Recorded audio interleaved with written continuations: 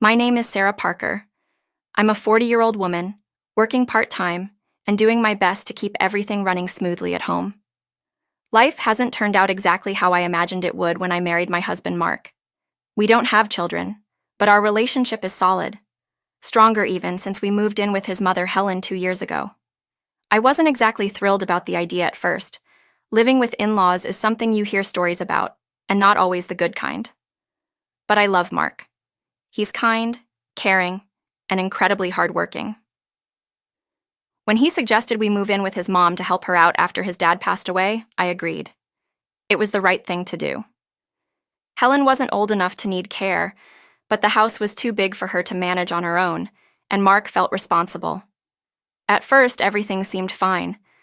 Mark and I settled into a routine. He worked long hours, and I took on more responsibilities at home. Helen mostly kept to herself. She'd spend her days out with friends or gardening in the yard, and I thought, well, maybe this won't be so bad after all. But things changed, and not for the better. It started small. Helen would make comments here and there, little jabs that didn't seem like much at first. "Sarah, you're looking tired," she'd say as I passed her in the hallway. Or, "You really should take better care of your appearance." It was strange because Mark never seemed to notice. He'd come home, exhausted from work, and she'd greet him with a warm smile, acting like the perfect mother. But when he wasn't around, her tone would change. One day, I was relaxing in the living room after a long day of cleaning. My feet were up, and I was enjoying a rare moment of peace. Helen walked in, glanced at me, then at my socks.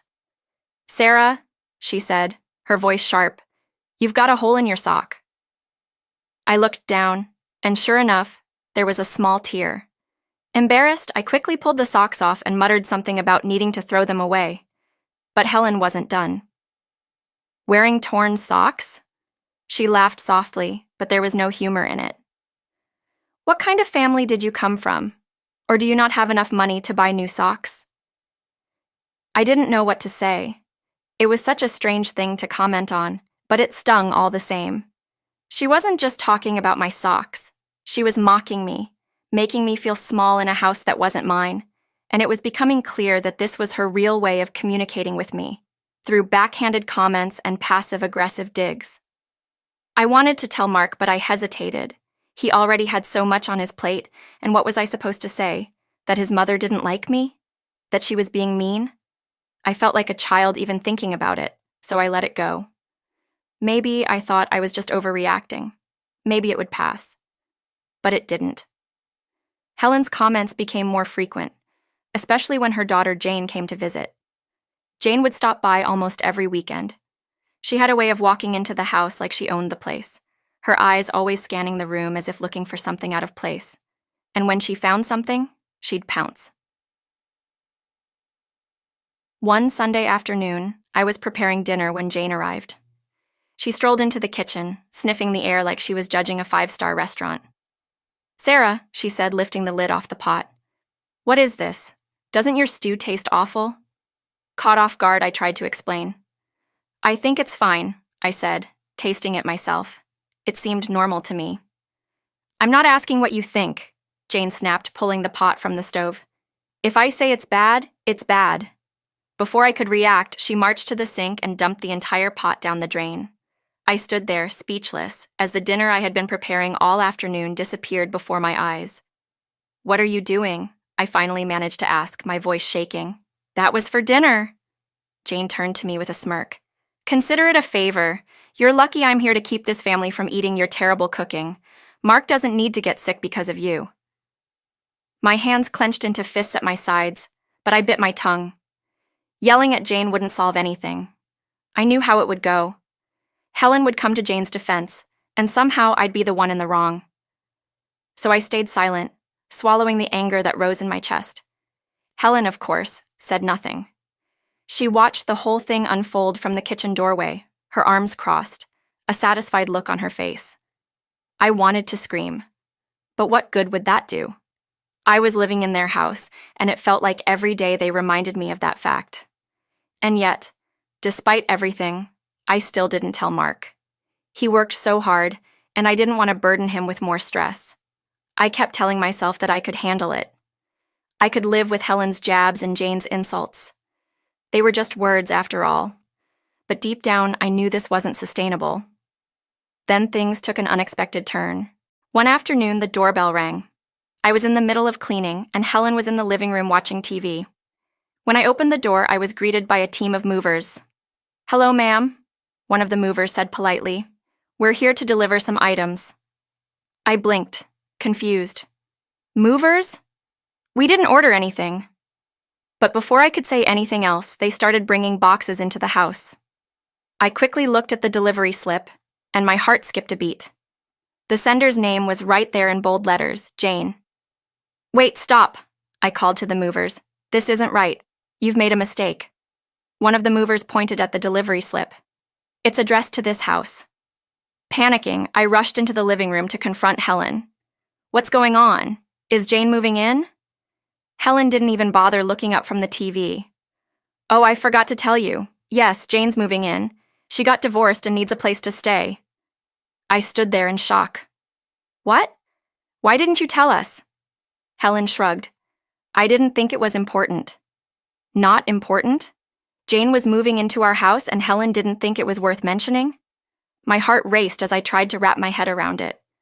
Where was Jane supposed to stay? There wasn't enough room for all of us.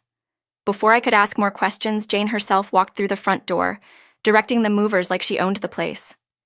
"What's going on?" I demanded. "You didn't tell us you were moving in." Jane smirked. "Well, I'm telling you now, and since there aren't enough rooms, I'll be taking yours." The air seemed to thicken around me as her words sank in. "Your what?" "You heard me," Jane said, walking past me and into the hallway. "You and Mark can find somewhere else to live. You're not needed here anymore." I felt like I had been punched in the stomach. This was it. After months of biting my tongue, after enduring their insults and cold behavior, they were finally kicking us out. And for what? So Jane could have the house to herself? Anger boiled up inside me, but I kept my voice steady. "We'll see about that," I said, walking out of the house. My hands trembled as I dialed Mark's number.